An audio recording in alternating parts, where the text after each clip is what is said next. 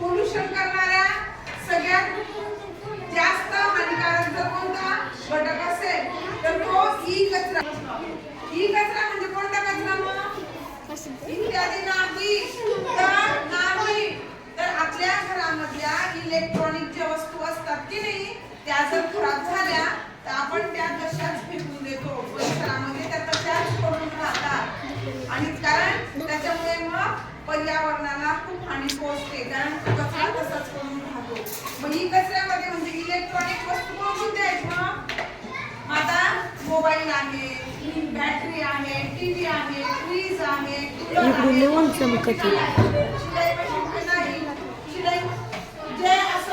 चार पाच मुलं आले पाहिजे, जास्त मुली येतात.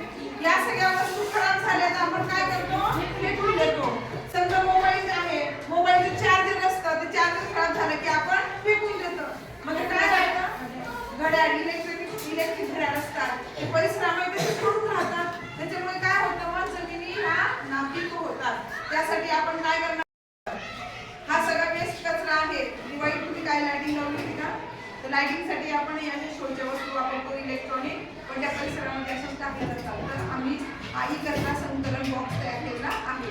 चला आणखी पुढे चला पटापट काय आहे बघा.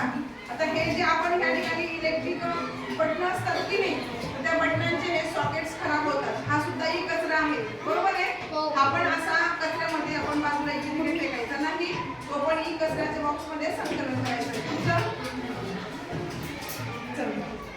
आता बघा या विद्यार्थीने काय बघा तर दिवाळीमध्ये आपण वेगवेगळ्या लाइटिंग वापरतो तर हे सगळं ई वेस्ट आहे. हे सगळं वाया जातं आणि हे सगळं फेकलं जातं. हे खराब झालेलं आहे. हा जर साचून जातो परिसरामध्ये हा ई वेस्ट कचरा टाकल्या ठिकाणी बॉक्समध्ये टाकतो म्हणजे हा संकलन होत आहे. पुढचं आम्हाला इलेक्ट्रिक कचरा आहे की नाही अजून चल वाटतं अजून आहे कोणाकडे ई कचरा तर दररोज असं तुम्ही ई कचरा तुमच्या घरात आणायचा त्या बॉक्समध्ये टाकायचा परिसरामध्ये फेकणार का नाही. काय मग त्याच्यामुळे पर्यावरणाचं काय होईल संरक्षण होईल. परिसर आपला प्रदूषित होणार नाही, खराब होणार नाही आणि हा ई कचरा आपल्याला भंगारामध्ये सुद्धा तो देता येतो म्हणजे याचं रिसायकल होऊ शकतं बरोबर आहे की नाही.